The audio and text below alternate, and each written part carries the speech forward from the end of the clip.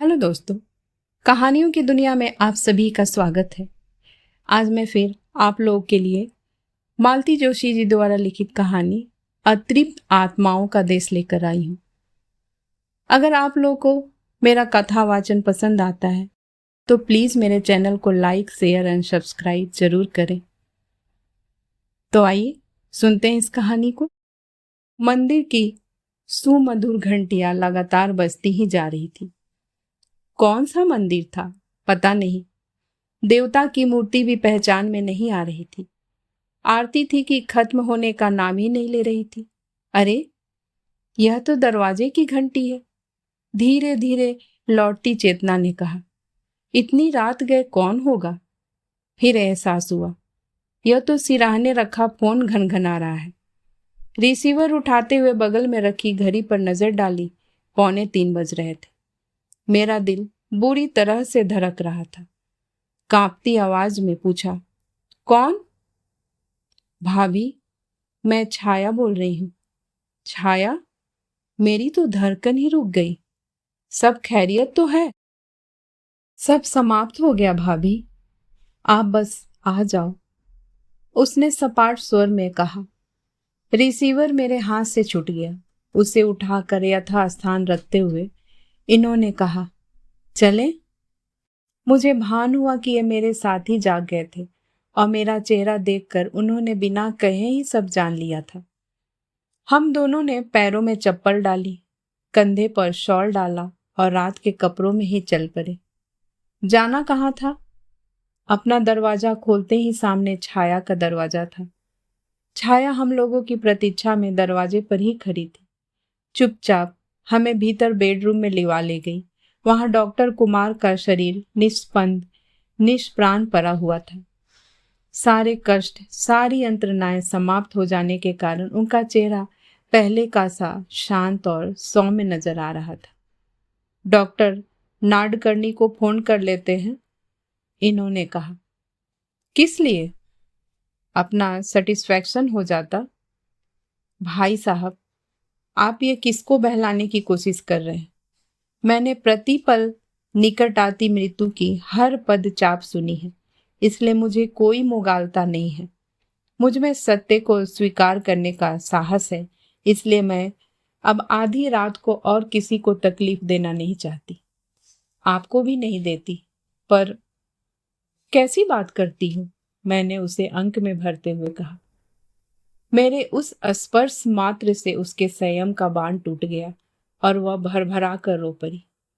उस निबिड़ रात्रि में उसका वह करुण विलाप मन को पिघला देने वाला था, पर मैंने उसे रोकने या छुपाने की चेष्टा नहीं की। रोने का उसे हक था। उसकी सारी तपस्या, सेवा, शुश्रूषा निष्फल हो गई थी। 15 वर्षों का साथ समाप्त हो गया था और भविष्य एक शून्य में परिवर्तित हो गया। करीब आधा घंटे बाद वह थोड़ी प्रकृतिस्थ हुई।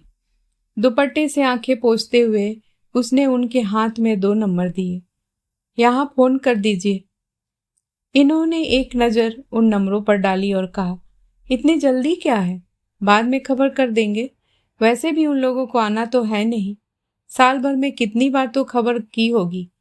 हर बार यही जवाब मिला है कि हमें उनके जीने मरने से कोई मतलब नहीं है। छाया ने कहा, जीने से तो नहीं था भाई साहब, पर मरने से जरूर है। आप देखना, तीर की तरह दौड़े आएंगे। छाया का कहना बिल्कुल सही था। 15-20 मिनट बाद ही दोनों जगहों से फोन आ गया कि सुबह 5 बजे निकल रहे हैं, 11 बजे तक पहुंच जाएंगे, प्रतीक्षा की जाए। यू आर राइट छाया, इन्होंने कहा। मैं जानती थी, खबर नहीं करती तो बाद में बवाल मचता। वैसे भी मैं कोई बेहता तो हूं नहीं। मेरा साथ सिर्फ उनकी सांसों तक था। अब जो कुछ करना है उनके परिजन ही करेंगे। मेरी भूमिका समाप्त। छाया, प्लीज अब चुप भी रहो। भाभी, मेरे चुप रहने से सच्चाई तो नहीं बदल जाएगी। और अब मेरी एक बात ध्यान से सुनिए। मैं उन लोगों के सामने पड़ना नहीं चाहती। वे आकर अपना काम करें। क्या तब तक आप मुझे कहीं छुपा सकती हैं? अपने घर में या फिर इसी घर में? उत्तर देने में मुझे थोड़ा वक्त लगा। आप शायद असौच का सोच रही होंगी। पर मेरा उनसे कोई वैधानिक संबंध नहीं था, इसलिए शायद शास्त्र में मेरे लिए सूतक का विधान नहीं है। अगर आप मदद करें तो मैं किसी होटल में भी शिफ्ट कर सकती हूँ, पर वह शायद उतना अच्छा नहीं लगेगा। मैं इतनी देर से वही सोच रही हूँ, तुम्हारा यहाँ न होना कैसा लगेगा? लोग क्या कहेंगे? लोगों से आप निपट लेना। सुबह 8 बजे से पहले कहीं खबर नहीं करनी है। हम दोनों ने अपनी सहमति दे दी। फिर ड्राइंग रूम में जगह बनाकर डॉक्टर साहब को जमीन पर ले लिया गया। उनके सिरहाने अगरबत्तियां जला दी गई। उनका बिस्तर समेटकर एक कोने में रख दिया गया। फिर छाया ने सारी अलमारियां लॉक की, चाबियां और नोटों की एक गड्डी मुझे थमाते हुए कहा, अब तुम्हारे हवाले वतन साथियों। मैंने कहा, अब चलो। उसने दुपट्टे से आंखें पोंछते हुए डॉक्टर साहब को प्रणाम किया और मेरे साथ हो ली। मैंने चाय बनाकर 2 घूंट उसे जबरदस्ती पिलाई और बाकी थर्मस में भरकर पानी के जग के साथ गेस्ट रूम में रख दी। वहां उसकी सारी व्यवस्था करके एक ताला गेस्ट रूम में डाल दिया और एक अपने घर पर, और हम दोनों डॉक्टर साहब के सिरहाने आकर बैठ गए। 8 बजे से इन्होंने फोन करना शुरू कर दिया और 9 बजते बजते पूरा हॉल भर गया। पार्किंग में गाड़ियों की कतार लग गई। दोनों के सहयोगी, विद्यार्थी, परिचित, पड़ोसी, सबको तो आना ही था। छाया की रहस्यमयी अनुपस्थिति सबको चौंका रही थी। मुझ पर प्रश्नों की बौछार हो रही थी। इतनी देर में हम लोगों ने एक उत्तर गढ़ लिया था और उसे ही दोहरा रहे थे। वह यह कि कल रात आघात के मारे वह बेहोश हो गई थी। उसे नर्सिंग होम में भर्ती कर दिया है, जहां विश्वस्त उसकी देखभाल कर रहे हैं। जानबूझकर उसे इस मौके से दूर रखा गया है और नींद का इंजेक्शन देकर सुला दिया है। ऊट पटांग कारण बताने से यह ज्यादा युक्ति संगत था। लगभग 10 से 11 बजे तक सारी तैयारी पूरी हो चुकी थी और नीचे 2 गाड़ियां आकर रुकी। 4-5 लोग थे, 2 युवक, 1 युवती, एक प्रौढ़ सज्जन और एक प्रौढ़ महिला। उन्होंने पहले पता पूछा और फिर चढ़ाव चढ़ना शुरू किया। महिला ने सीढ़ियां चढ़ते हुए रोना शुरू किया। हल्के क्रंदन से शुरू हुआ वह विलाप ऊपर आते आते हाहाकार में बदल गया। वे आक्रोश करते हुए छाया को ऐसे ऐसे विशेषणों से नवाज रही थी कि सुनने वालों के कान झंझना उठे थे। छाया को शायद इसका पूर्वाभास रहा होगा, तभी उसने यह पेशकश की होगी। इस समय उसका वहां न होना मुझे बड़ा अच्छा लग रहा था। कहाँ है वह जादूगरनी? जरा सामने तो आए। वह दहाड़ी। अब उसे रहा नहीं गया। उनके कंधे पर हाथ रखकर मैंने कहा, बहन, आप यहाँ अपने पति के अंतिम दर्शन करने आई हैं। पहले वह कर लीजिए। नीचे सारी तैयारियां हो चुकी है। आप लोगों की ही प्रतीक्षा थी। वह शायद समझ गई कि इस समय वह शत्रु के खेमे में है। उन्होंने एक बार अपने आसपास देखा और फिर मृतदेह पर पछाड़ खाकर गिर पड़ी। उनके गगनभेदी विलाप से हॉल की दीवारें थर्रा गई। 7 आए युवकों ने, शायद वे उनके बेटे और दामाद थे, संभालने की बहुत कोशिश की, पर वे तो जैसे बौरा गई थी। तभी पीछे से एक और आकृति आई। अपनी माँ की प्रतिकृति थी। बोली, किसके लिए रो रही हो मम्मी तुम? इस आदमी ने तुम्हें दिया क्या है? बेटा, इस समय तुम यहाँ अपने पिता को श्रद्धांजलि देने आई हो, इन्होंने गंभीर स्वर में कहा। उनकी अर्थी के सामने खड़े होकर ऐसा कुछ मत कहो जिससे मृत आत्मा को कष्ट हो। I don't care. जब उन्होंने हमारे दुख सुख की परवाह नहीं की तो मैं क्यों करूं? मुझे तो उन्हें पिता कहते भी शर्म आती है। तो फिर शर्मसार होने के लिए यहाँ आने की जरूरत नहीं थी। तुम्हारे भाई का आना काफी था। इस बार उनका स्वर जरा तल्ख था। मैं तो नहीं आ रही थी, इनके पिताश्री ने ही धकेल कर भेजा है, उसने पति के सामने हाथ नचाते हुए कहा। सोचा होगा यहाँ खूब असरपिया बट रही होगी, समय पर नहीं पहुंचेंगे तो घाटे में रहेंगे। उसके पति का चेहरा शर्म से लाल हो गया। बोला, यह बात नहीं है। पापा बोले कि पिता आखिर पिता होते हैं, उन्हें अंतिम प्रणाम तो करना ही चाहिए। वैसे भी कहते हैं कि मृत्यु के बाद सारी दुश्मनी समाप्त हो जाती है। इस बहसबाजी का एक फायदा तो हुआ, उनकी मम्मी का ध्यान बट गया। कुछ देर के लिए वे अपना रोना भूल गई। उतनी फुर्सत में सब लोगों ने अपने अंतिम प्रणाम अर्पित कर लिए। उनका बेटा तो पिता के चरणों में सिर रखकर फफक कर रो पड़ा। बड़ी मुश्किल से उसे चुप कराया जा सका। मुझे आश्चर्य हुआ, जब पिता से इतना प्रेम था तो पहले क्यों नहीं आया? साल भर में कितने तो संदेश पहुंचाए गए होंगे, पर उनकी तेज तर्रार माँ जिन नजरों से अपने शोक विहीन पुत्र को देख रही थी, उसे कारण समझते देर नहीं लगी। बेटे ने अपने पिता का रंग रूप तो पाया ही था, उन्हीं की तरह सौम्य शालीन प्रकृति भी पाई थी, इसलिए शायद माँ से टकराने की हिम्मत नहीं पड़ी होगी। उन्होंने उनके सिसकते हुए बेटे को गले लगाते हुए कहा, बेटा, यह बहुत अच्छा किया जो तुम आ गए। अब कम से कम उन्हें बेटे के हाथों मुखाग्नि तो मिलेगी। मुखाग्नि तो मिलेगी, पर यहाँ नहीं। उन प्रौढ़ सज्जन ने अपनी दबंग आवाज में ऐलान किया तो सब चौंक पड़े। पता चला वे बच्चों के मामा हैं, मतलब कि पूरा खानदान ही अलग खुरदरी मिट्टी का बना हुआ है। उन्होंने कहा, पूरी जिंदगी तो उन्होंने बेगानों के बीच काट दी, मरने के बाद तो उन्हें अपनों के बीच अपनी मिट्टी में लौटने दीजिए। मतलब यह कि अंत्येष्टि गांव में होगी। इस नए शिगुफे को सुनकर सब लोग सन्न रह गए। अगर यही मनसा थी तो पहले खबर कर देते, वे लोग शव को वहां पहुंचा जाते। अब इतनी देर बाद यह निर्णय लेने का क्या मतलब था? इन्होंने समझाने का प्रयास किया। देखिए, उनका रोग जर्जर शरीर था और मृत्यु को भी अब 8-10 घंटे बीत चुके हैं। हम कुछ नहीं जानते। वे जैसे जिद पर अड़ गए। डॉक्टर साहब का बेटा और दामाद दोनों सिर झुकाए खड़े थे, कुछ बोल नहीं पा रहे थे। सारी कमान मामा जी और माँ बेटी ने संभाली हुई थी। काफी हिल्लो हुज्जत के बाद हम लोगों ने हार मान ली। कल तक डॉक्टर साहब हमारे थे, पर उनके निर्जीव शरीर पर तो परिजनों का ही अधिकार था। जैसा चाहे करें। चलने से पहले मामा जी ने एक और तीर फेंका। अब सब लोग बाहर आ जाएं। जाने से पहले हम यह घर सील कर जाएंगे। हिसाब किताब जो भी होगा 13वीं के बाद आकर करेंगे। अब मुझे भी ताव आ गया। मैंने दबंग आवाज में कहा, यह घर डॉक्टर कुमार का नहीं है, छाया का है।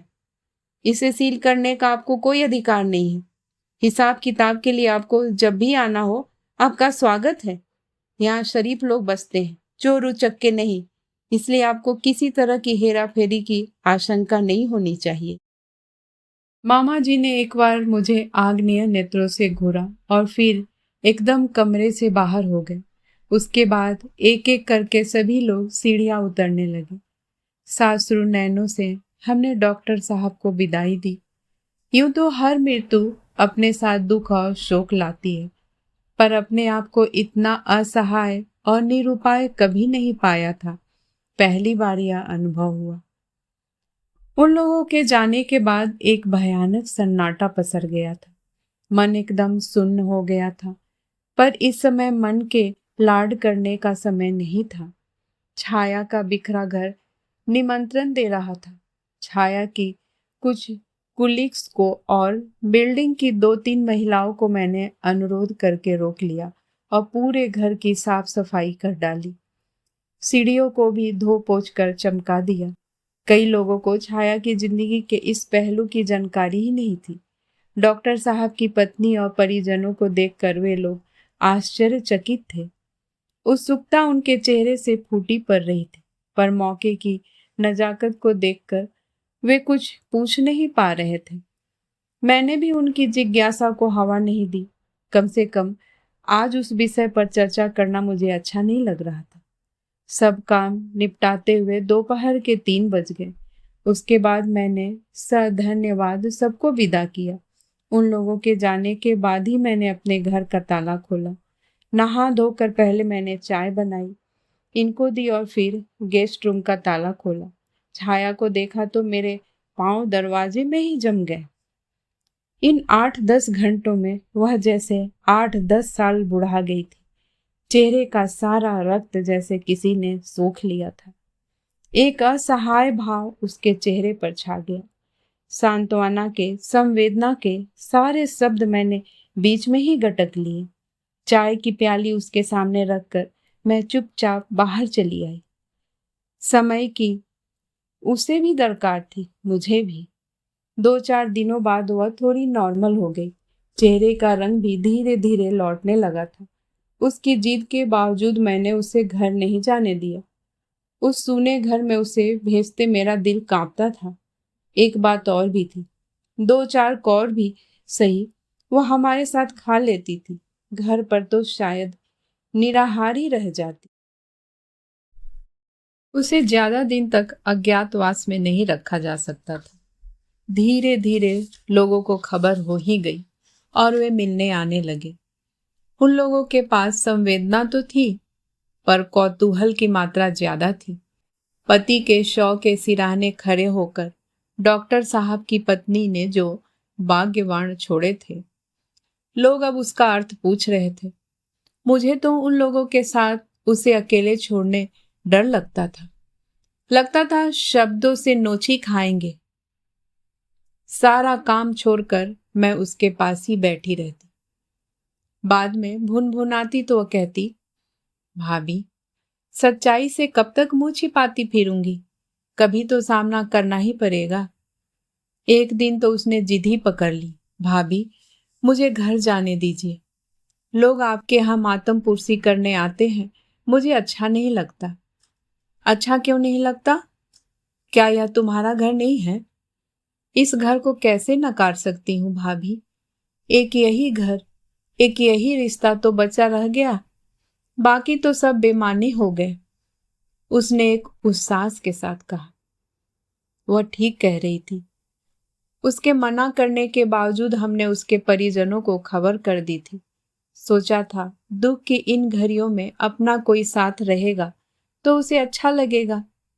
उसका इकलौता भाई ऑस्ट्रेलिया में है। उसने कहा कि वह अगले महीने आएगा। अगर वह साथ आना चाहे तो पासपोर्ट वगैरह तैयार कर ले, क्योंकि समय कम होगा। बड़ी बहन कलकत्ता और छोटी बेंगलोर में थी। वैसे तो उन लोगों ने संबंध तोड़ ही लिए थे, पर मुझसे फोन पर इतना जरूर कहा कि उससे कहिए कुछ दिनों के लिए यहाँ आ जाए, मन बहल जाएगा। यह निमंत्रण इतना औपचारिक था कि उसके भीतर की अनास्था साफ पढ़ी जा सकती थी। छाया ने ठीक ही कहा था कि उसके लिए अब यही एक घर और एक रिश्ता बचा है। लगभग 20 साल पहले छाया इस सामने वाले फ्लैट में रहने आई थी। स्थानीय महाविद्यालय में संगीत की प्राध्यापिका के रूप में उसकी नियुक्ति हुई थी।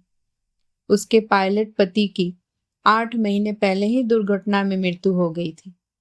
पुराने घर में, पुराने शहर में स्मृतियां उसे बेचैन किए दे रही थी, इसलिए सब कुछ छोड़ छाड़ कर यहाँ आ गई थी। पति के बीमे की रकम और कुछ संचित पूंजी लगाकर उसने यह घर ले लिया था। मुझे यह नया पड़ोस बहुत अच्छा लगा था। हंसमुख, मिलनसार, सौम्य, शालीन। उस लड़की ने पहले ही दिन हम लोगों का मन जीत लिया था। उसने भी आते ही हमें भैया भाभी का दर्जा दे डाला। बाद में एक बार मैंने उसे कहा भी, तुम मुझे दीदी बना सकती थी, पर यह शायद तुम्हें अपने लगे।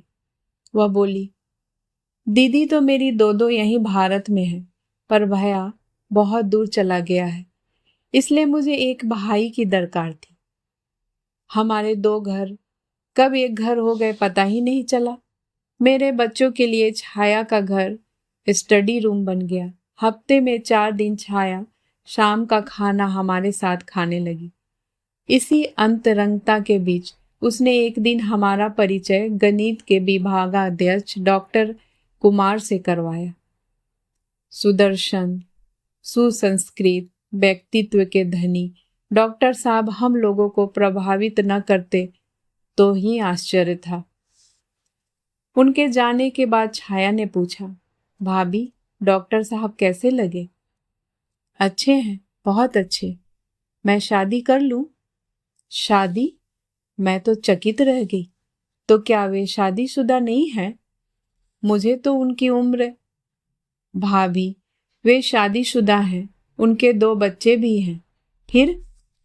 फिर क्या, वही पुराना किस्सा। पत्नी से बनती नहीं है, 2 साल से यहाँ पड़े हुए हैं। पत्नी न सुंदर है न सुशिक्षित, केवल पैसे के बल पर गरीब घर का यह जहीन लड़का खरीद लिया गया। जबरदस्ती कुंडलियां तो मिलाई जा सकती है, पर मन ऐसे नहीं मिलते। वह महिला हीन बोध से ग्रस्त है, फिर बाप के पैसे का गुमान भी है। पति को हर घड़ी शंकालु दृष्टि से देखती है, 24 घंटे उनकी जासूसी करती है। कौन भला आदमी यह सब सहन कर सकता है? इसलिए हार कर डॉक्टर साहब ने इतनी दूर तबादला करवा लिया है। घर कभी न जाने की कसम ले ली है, इसलिए हम दोनों एकाकी प्राणियों ने साथ रहने का मन बना लिया है। उसके इस अप्रत्याशित प्रस्ताव को सुनकर हम लोग सोच में पड़ गए। मुझसे तो कुछ बोलते ही नहीं बना। इन्होंने ही गंभीर स्वर में कहा, छाया, यह तो सिर्फ भावनात्मक पक्ष हुआ, हमें कानूनी पक्ष भी तो देखना होगा। उन्होंने तलाक के लिए अर्जी दे रखी है, देखे कब तक हो पाता है। हम लोग चुप हो गए, और करते भी क्या। कानून अपना समय लेता रहा। 2 एकाकी जीव सुध बुध खोकर मिलते रहे। विषय के लिहाज से संगीत और गणित 2 ध्रुव होते हैं, पर अकेलेपन के धरातल पर वे दोनों एक हो गए थे। अपने अपने ढंग से दोनों अकेले थे, दुखी थे, दोनों को सहारे की तलाश थी। छाया के परिवार को कोई आपत्ति नहीं थी। उसके ससुराल वाले भी उसकी दूसरी शादी के पक्ष में थे। सब जानते थे कि पहले तलाक हो जाए ताकि शादी वैधानिक समझी जाए, पर मामला था कि खींचता ही चला जा रहा था। आखिर उन लोगों के सब्र का बांध भी टूट गया। एक दिन छाया मांग में सिंदूर भरकर डॉक्टर साहब के साथ दरवाजे पर आ खड़ी हुई। भाभी, हम लोगों ने मंदिर में शादी कर ली है, अब आप हमें आशीर्वाद दो। क्या करती, आशीर्वाद देना ही पड़ा। जो भी रस्मों रिवाज थे सब किए, पर मन खट्टा हो गया। शादी के बाद वह ससुराल नहीं गई। डॉक्टर साहब का सारा सामान उठाकर यहाँ ले आई। वे भी घर जमाई बनकर प्रसन्न थे। कई सारी परेशानियों से उन्हें अनायास छुटकारा मिल गया था। विवाह के बाद छाया ने बड़े चाव से गृहस्थी शुरू कर दी थी। उसका पहला विवाह ज्यादा दिन नहीं चला था। उसमें भी पति आधे दिन बाहर बाहर ही रहे। विरह की ये घड़ियां उसने कभी पीहर कभी ससुराल रहकर काटी थी। अपने घर का सुख उसने यहीं आकर पाया था। अपने घर को वह बहुत सुव्यवस्थित ढंग से सजा कर रखती थी। फिर भी वह गृहस्थी अधूरी तो थी। डॉक्टर साहब के आ जाने से जैसे वह संपूर्ण हो गई। 2-1 बार मैंने दवी जवान से तलाक के बारे में पूछा तो उसने बहुत ही चलता सा जवाब दिया, केस कोर्ट में है, देखे कब तक होता है। एक बार तो मेरी बिटिया मुझसे उलझ पड़ी, आप हर बार छाया दीदी को तलाक के बारे में कोचती क्यों हो? कोचना क्या होता है, मैं तो पूछती भर हूं, पर क्या जरूरत है? उन्हें शायद ये अच्छा नहीं लगता। देखा नहीं कैसे बेमन से जवाब देती हैं, और उनका चेहरा भी कैसा हो जाता है। छोटी बोली, ठीक तो है, यह उनका पर्सनल मामला है, जरूरी थोड़ी ही है कि वह हर बात हमसे शेयर करें। मुझे लगा बच्चे मुझसे ज्यादा समझदार हो गए हैं। लाख अपनत्व के बावजूद थे हम पड़ोसी थे, एक औपचारिक दूरी तो रहनी ही थी। इस रिश्ते के बाद उसके अपनों ने उसे संबंध तोड़ लिए थे, पर इस तरह का कठोर निर्णय हम नहीं ले सकते। हमारे संबंधों में खटास लाने के लिए यह कारण पर्याप्त नहीं था, बल्कि अपनों से कट जाने के बाद वह हम पर ज्यादा निर्भर हो गई थी। मेरी बेटियां तो जैसे उन दिनों उसकी संरक्षिका ही बन गई थी। उस अल्लहर उम्र में इस तरह का रोमांस बच्चों को ऐसे भी प्रभावित करता है। फिर इतने दिनों का संग साथ जो था, अब तो दोनों शादी करके बाहर चली गई हैं, पर खबर लगते ही दोनों के फोन आ गए थे। दोनों ने छाया को साग्रह निमंत्रण दे डाला था। इस गंधर्व विवाह के बाद लोक व्यवहार में वह भले ही मिसेज कुमार बन गई हो, पर सरकारी तौर पर छाया गौतम ही बनी रही। घर उसके ही नाम रहा। जब भी शासन से आपत्ति आई, बता दिया गया कि कुमार साहब पेइंग गेस्ट हैं। मुझे हमेशा डर बना रहा कि डॉक्टर साहब की कर्कशा पत्नी किसी दिन दरवाजे पर आकर तमाशा न खड़ा कर दे, पर उन्होंने पति को इतनी भी तवज्जो नहीं दी। उन्हें अपने ही हाल पर छोड़ दिया। उनकी एक ही जिद थी कि तलाक नहीं देंगी, सो उन्होंने नहीं ही दिया। पिछले वर्ष डॉक्टर साहब गंभीर रूप से बीमार हुए। फेफड़े का कैंसर बताया गया। अत्यधिक सिगरेट पीने का परिणाम था यह। अपने एकाकी क्षणों में उन्होंने जो सिगरेट पकड़ी थी, वह छाया का साथ पाकर भी नहीं छूट पाई। छाया शायद साधिकार उनसे छोड़ने के लिए कह भी नहीं सकी। बीमारी के दौरान उनका मन बार बार बच्चों को देखने को हो रहा था। छाया ने 2-3 बार फोन किया, एक आध बार हमसे भी करवाया। हर बार यही उत्तर मिला, अब हमें उनके जीने मरने से कोई मतलब नहीं है, कृपया परेशान न करें। पूरा 1 साल छाया ने सेवा की, साधना की पराकाष्ठा कर दी, अकेले सारा खर्च उठाया, घर और अस्पताल के बीच झूलती उस जिंदगी को ढांढस बंधाती रही, ताकत देती रही। एक अदम्य साहस और निष्ठा से वह इस हारी हुई बाजी को खेलती रही, और जब सब कुछ समाप्त हो गया तो उसने अत्यंत निष्प्रियता के साथ कमान औरों के हाथ सौंप दी। 5-7 दिन बीते होंगे कि एक दिन अचानक सिद्धू आकर खड़ा हो गया। सिद्धू यानी कि सिद्धार्थ। कॉलेज बस के ड्राइवर मोतीराम के इस लड़के को डॉक्टर साहब और छाया ने तराश कर सिद्धार्थ बना दिया था। 5वीं बोर्ड में पूरे जिले में प्रथम आने वाले इस लड़के को इन दोनों ने जैसे गोद ले लिया था। कह दिया था कि आज से इसकी पढ़ाई का जिम्मा हमारा, जहां तक पढ़ेगा हम पढ़ाएंगे। उसे उन्होंने सारी सुविधाएं दी, अपना घर, अपनी लाइब्रेरी उन्होंने उसके लिए खोल दिए। वह जब चाहे आ सकता था, पढ़ सकता था। लड़का जहीन था, बी आसानी से कर गया। फिर आगे के पढ़ाई के लिए यूएसए गया तो वहीं का होकर रह गया। डॉक्टर साहब को यह अच्छा नहीं लगा था। बोले, अगर हर बुद्धिमान व्यक्ति इसी तरह देश छोड़कर चला जाएगा तो देश का उद्धार कैसे होगा। सिद्धार्थ का तर्क था, सर यहाँ जब तक रहूंगा मोतीराम ड्राइवर का लड़का ही कहलाऊंगा। मेरी सारी डिग्रियां, उपलब्धियां इस परिचय के नीचे दब जाएगी, कभी उभर कर सामने नहीं आएगी। इससे तो अच्छा है कि बाहर रहकर पैसा और नाम कमाऊं, अपने घर परिवार को, देश को ऊपर उठाऊं। और उसने सचमुच अपने परिवार की काया पलट कर रख दी। मकान पक्का बनवा दिया था, बहन की अच्छे घर में शादी कर दी थी, दोनों छोटे भाइयों को पढ़ा रहा था, दोनों इंजीनियरिंग कर रहे थे। और छाया बता रही थी कि कॉलेज में भी एक विद्यार्थी का पूरा खर्च वह उठा रहा था। अपने उपकारकर्ताओं को भी वह भूला नहीं था। उसने माँ बाप से पहले उसने इन लोगों को टिकट देकर अपने पास बुलाया था।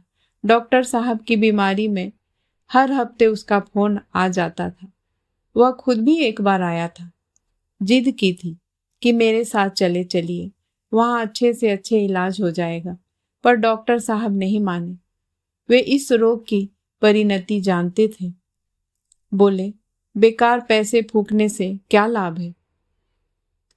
पिता से इस दुर्घटना की खबर पाते ही वह दौड़ा आया था और इस कदर फूट फूट कर रोया था कि देखने वालों की आंखों से आंसू आ गए थे। मुझे डॉक्टर साहब के बेटे की याद हो आई। माँ के डर से बेचारा रो भी नहीं पाया था। आते ही सिद्धार्थ ने जिद पकड़ ली थी कि इस बार मैं अकेला वापस नहीं जाऊंगा, आपको साथ लेकर जाऊंगा।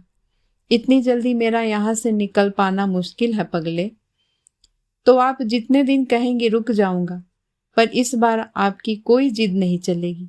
पिछली बार जब मैं यहाँ आया था तो सर ने मुझसे वचन ले लिया था कि आपको यहाँ अकेले नहीं रहने दूंगा।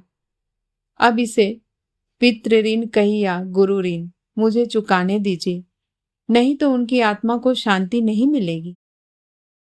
मैं उनकी लीगल वाइफ नहीं हूं, जानते हो ना। इससे मुझे क्या फर्क पड़ता है? आप मेरी माँ तो हैं ना।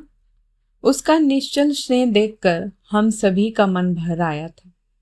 अच्छा लगा कि छाया के लिए सोचने वाला कोई तो है। वह अपनी जिद पर अड़ गया तो हमने भी छाया का बिस्तर बांध ही दिया। मैंने कहा, कौन सा हमेशा के लिए जाना है? 6 महीने से ज्यादा का वीजा तो मिलता ही नहीं है। उतने दिन घूम आओ, उसकी भी बात रह जाएगी, तुम्हारा भी मन बहल जाएगा। जाना जब एक तरह से तय हो ही गया तो एक दिन वह कुछ कागज लेकर इनके पास आई। भाई साहब, ये पेंशन पेपर्स है। वैसे तो सारी खाना पूरी हो चुकी है, फिर भी आप एक बार देख लें। मेरे जाने के पहले यह काम हो जाए तो ठीक रहेगा। तुम्हारे जाने से पहले तो करना ही होगा। तुम्हारे दस्तखत तो जरूरी है ना, और वो भी ट्रेजरी ऑफिसर के सामने। कब चलती हो, बोलो। वो हंस दी। जिनके दस्तखत जरूरी हैं उन्हें खबर कर दी गई है। मेरे रहते आ गई तो अच्छा ही है, नहीं तो आप लोग देख लेना। मतलब और क्या होगा? मैं क्या कोई बहुत गुड़ बात कर रही हूँ? पेंशन तो उनकी पत्नी को ही मिलेगी ना, और उनकी पत्नी मैं नहीं, गायत्री देवी है। आप सब जानते हैं पत्नी का कौन सा कर्तव्य उन्होंने निभाया है। मैंने तुनक कर कहा, हम तुम ऐसा सोचते हैं भाभी, पर शासन तो ऐसा करेगा जो वैधानिक होगा। यह तो तुम्हारे साथ बड़ा धोखा हुआ, अन्याय हुआ। धोखा तो तब होता जब मुझे अंधेरे में रखा जाता। यहाँ तो डे 1 से सारी बातें दिन के उजाले की तरह स्पष्ट थी। मुझे तो सब पता था। मुझे जब एहसास हो गया कि इस बीमारी से वे उबर नहीं पाएंगे तो मैंने उनसे कहा कि वे अपने हाथों से सारे कागज तैयार करके जाएं। जिसको जो देना है वो भी सब तय करके जाए। मैं चाहती थी कि मरते समय उनके मन पर कोई बोझ न हो, कोई अपराध बोध न हो। वे निश्चिंत मन से संसार से विदा ले। उसकी निष्प्रियता की मैंने मन ही मन दाद दी। पर सोच रही थी कि जाते हुए डॉक्टर साहब क्या सचमुच निश्चिंत थे? छाया को लेकर उनके मन में कोई अपराध बोध नहीं था। एक दिन दोपहर उसने मुझे आवाज दी। जाकर देखा, ड्राइंग रूम एकदम शोरूम बना हुआ है। डॉक्टर साहब के सूट्स और स्वेटर्स हैंगर से लटके हुए हैं। दीवान पर उनके कुर्ते पायजामे, पैंट, शर्ट और टाइयों का ढेर लगा हुआ था। सिद्धार्थ की मदद से हर चीज अलग अलग ढेर में करीने से रखी जा रही थी। दीवान की बगल में दर्जन भर जूते चप्पलों की जोड़ियां रखी हुई थी। ये सब क्या हो रहा है? अपरिग्रह की दीक्षा ले रही हूं, उसने सूखी हंसी हंसकर कहा। फिर बोली, भाभी, मैंने उन लोगों के यहाँ खबर भेज दी है कि 6 महीने के लिए बाहर जा रही हूँ। वे आए और अपना हक ले जाएं। अगर मेरे सामने आते हैं तो ठीक ही है, नहीं तो आप उन्हें यह सब दे देना। कहना तुम्हारे पिता की स्मृतियां हैं, सहेज सको तो ठीक है, नहीं तो गरीबों में बांट देना। पर यहाँ से ले जा। इतनी जल्दी क्या है छाया? लौट कर दे देना। नहीं भाभी, जितनी जल्दी हो सके मैं इस अध्याय को समाप्त करना चाहती हूँ। वहां से लौटने के बाद मैं एकदम नए सिरे से जिंदगी शुरू करूंगी, इसलिए पुराने जंजाल से एकदम मुक्त हो जाना चाहती हूँ। मुक्त होना क्या इतना सरल है? मैंने सोचा, पर उसे कुछ नहीं कहा।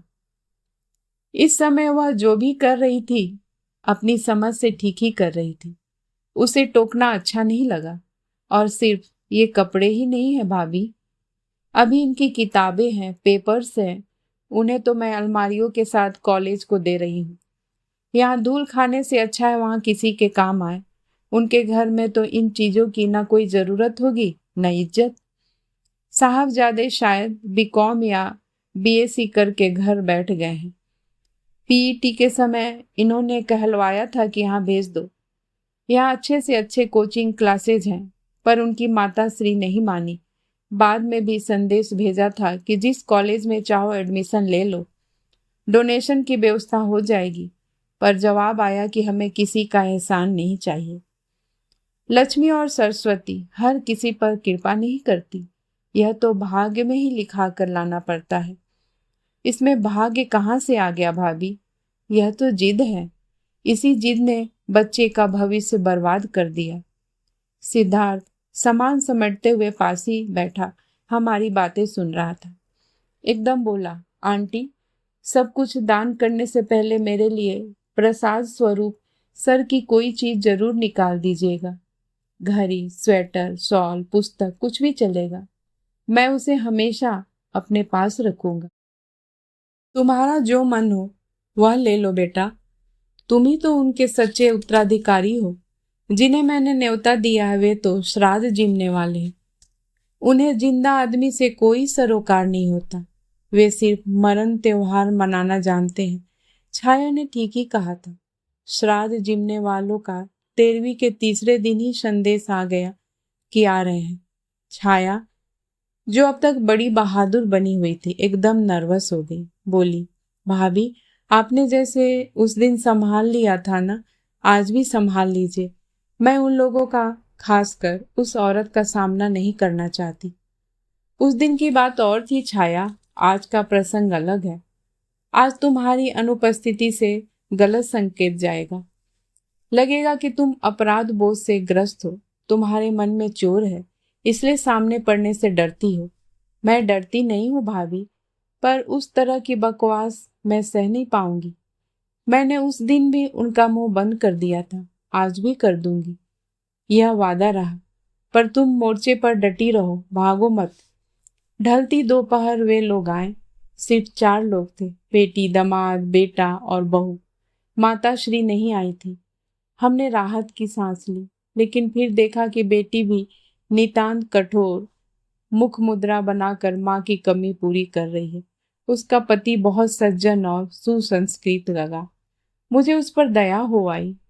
क्या इसे भी वही सब सहना पड़ रहा होगा जो इसके ससुर ने सहा था? बेटा उसी तरह गुमसुम, सौम्य, शांत मुद्रा में था। उसका घुटा सिर देखकर तो एकदम डॉक्टर साहब याद हो आए। केमियोथेरेपी के दिनों में वे ऐसे ही लगते थे। बहू बहुत प्यारी थी। केवल उसी ने हम लोगों के पैर छुए, बाकी लोगों ने तो नमस्ते भी नहीं की। वे लोग चुपचाप आकर सोफे पर विराजमान हो गए। छाया पानी लेकर आई, पर किसी ने नहीं लिया। इतनी लंबी यात्रा के बाद कोई पानी भी न पिए, यह जरा अजीब सा लगा। शायद घर से मना करके भेजा हो, शायद उन्हें जहर खुरानी का डर हो। बाद में बहू ने मेरी इस शंका की पुष्टि भी कर दी।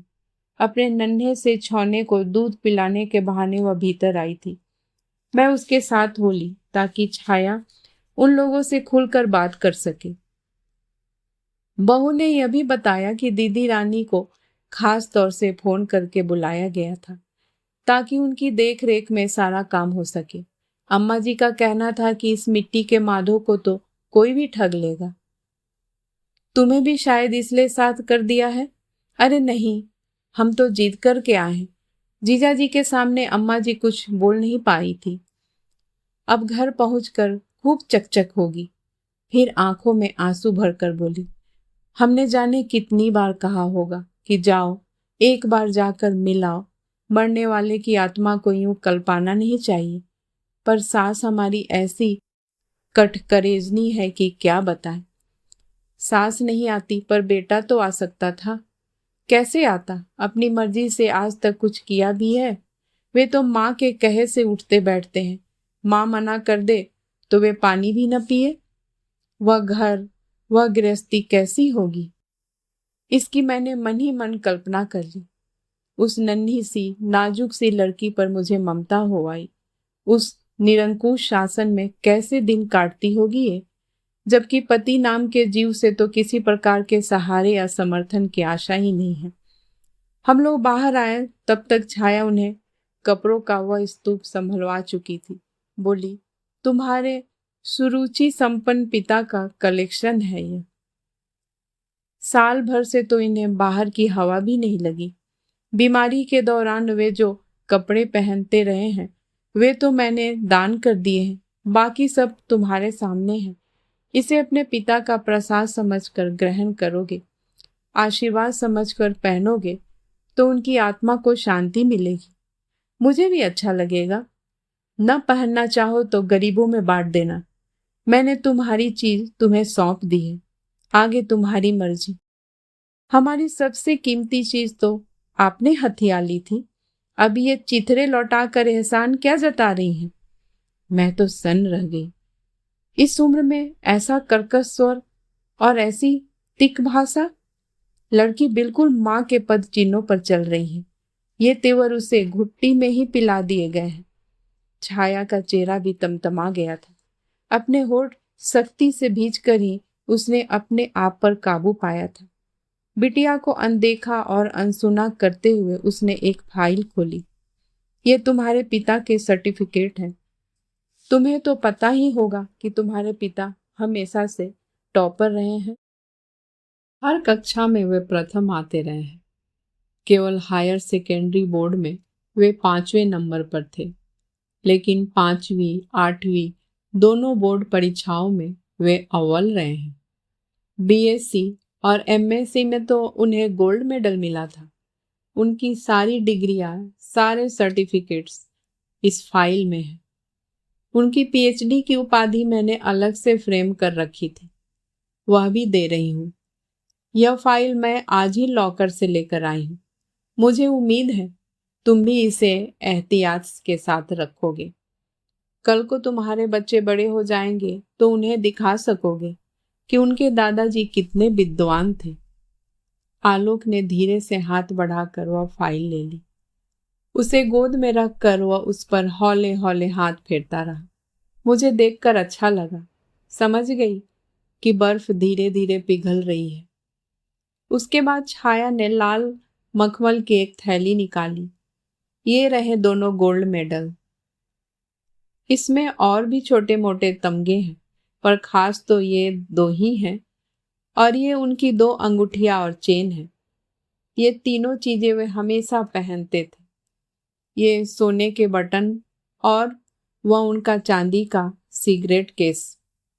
उसने वह सारा सामान फिर से थैली में डालकर उसका मुंह बंद कर दिया और बहू को पकड़ाते हुए बोली, बहू रानी, लो संभालो। ये तुम्हारे ससुर की अमानत है, इसे जतन से रखना। बहू ने दोनों हाथों की अंजुरी बनाकर वह थैली ग्रहण की।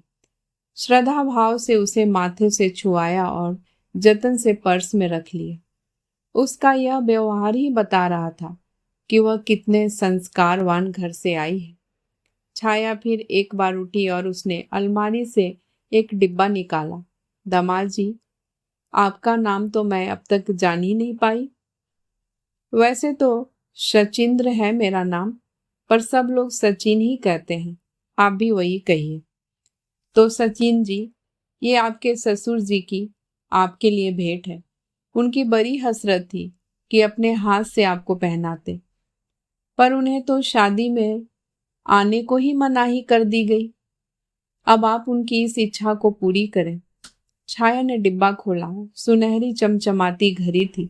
उसका पट्टा भी निखाली सोने का था और डायल के चारों ओर नग झिलमिला रहे थे। जैसे ही छाया ने डिब्बा आगे बढ़ाया, अदिति ने पति का हाथ पकड़ लिया।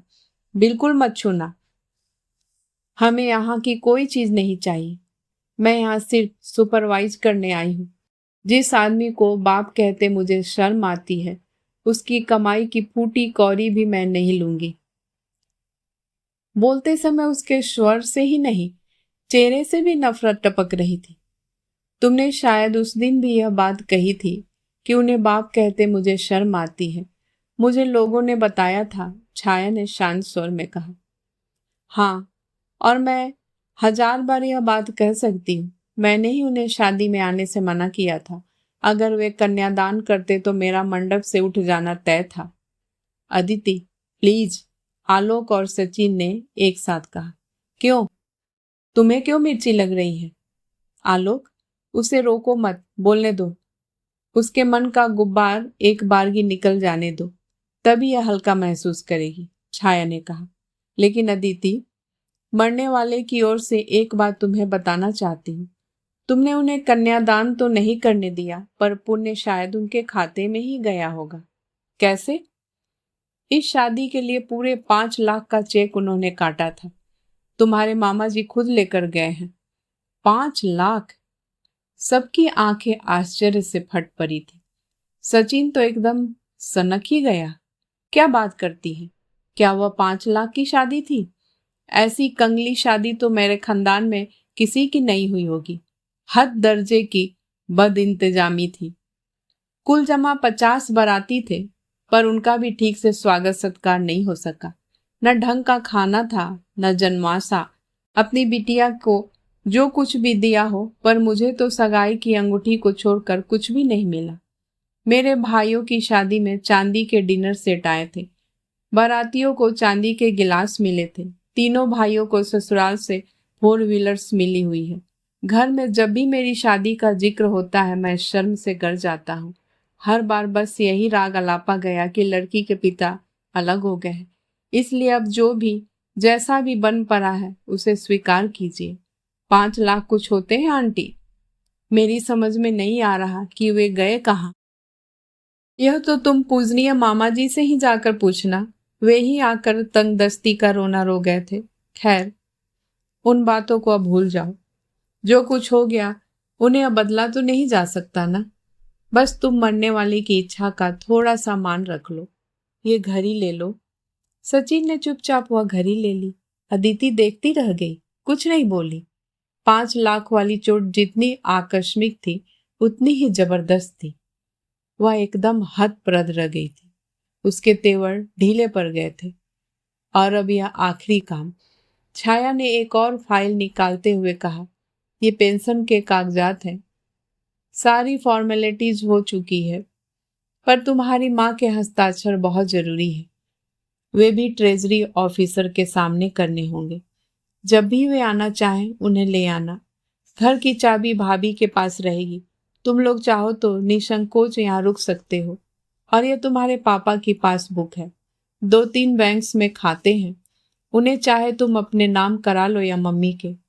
और हाँ, सेंट्रल बैंक वाली पासबुक में तुम्हें 5 लाख के चेक का हवाला मिल जाएगा। एक बात और कहना चाहूंगी, फिर कभी शायद कहने का मौका न मिले। वह यह कि एक बात अच्छी तरह समझ लो कि मैंने तुम्हारे पिता को नहीं छीना था। जब मेरी उनसे मुलाकात हुई, उन्हें घर छोड़े 2 साल हो गए थे। ये अकेलापन ही था जो हम लोगों को पास खींच लाया था।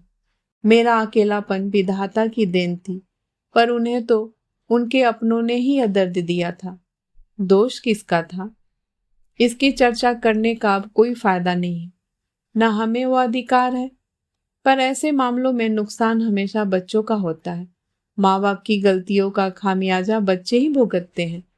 तुमने भी उसे भुगता है। इस असहज वातावरण में पलने के कारण ही अदिति इतनी गुस्सैल और आलोक, तुम इतने अबोले हो।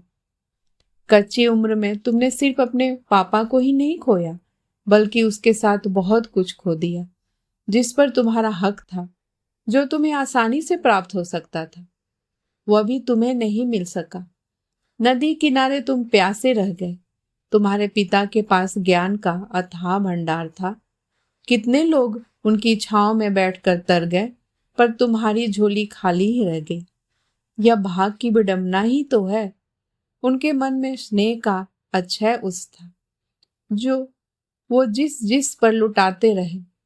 यह उन्हीं के पुण्यों का फल है, जो इस दुख की घड़ी में मेरे साथ कितने लोग हैं। यह पागल लड़का सिद्धार्थ, इसे मैंने जन्म नहीं दिया, पर मुझे विश्वास है कि यह जीवन के अंतिम क्षण तक मेरी सेवा करेगा। वह तो डॉक्टर साहब को भी इलाज के लिए ले जाना चाहता था, पर वे गए ही नहीं रही। शायद उनके मन में तुम लोगों को देखने की हसरत रही होगी, जो पूरी नहीं हो सकी। मैंने देखा सबकी आंखें भीग रही हैं। यह सोचकर अच्छा लगा कि जाने वाले को 2 बूंद आंसुओं का अर्ध तो मिला। इस बीच मैं चाय भी बनाकर ले आई थी। जो सबने चुपचाप ले ली। इस बार कोई विकल्प मन में नहीं उठा। वे लोग जाने के लिए उठ खड़े हुए। आलोक ने प्रणाम किया। उसकी बहू तो फपक कर रो ही पड़ी थी। छाया ने अंक में भरकर उसे सांत्वना ही दी थी। वे लोग चलने लगे तो छाया को पता नहीं क्या सूझी। 1 मिनट, उसने सबको रुकने का इशारा किया।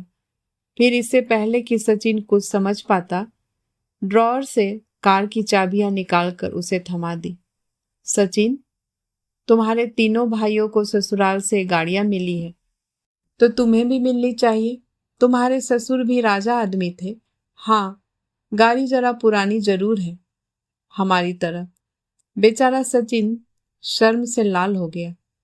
ये आप क्या कह रही हैं आंटी जी? मेरा मतलब यह नहीं था। मैं तो खुद अपनी गाड़ी लाया हूँ। तुम्हारा मतलब जो भी रहा हो, मेरा मतलब बिल्कुल साफ है। अब मैं 6 महीने बाहर रहूंगी तो गाड़ी गैरेज में पड़े पड़े जाम हो जाएगी। इससे अच्छा है थोड़ी बहुत चलती रहे। लौट कर जब जरूरत होगी मांग लूंगी।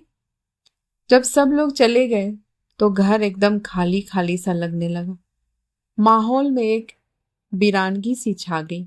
मैंने कहा, छाया, यह तुमने क्या किया? एकदम पूरा घर ही लुटा दिया। अपने लिए कुछ तो रख लेती। क्या तुम्हें कोई स्मृति चिन्ह नहीं चाहिए? मुझे क्या जरूरत है भाभी?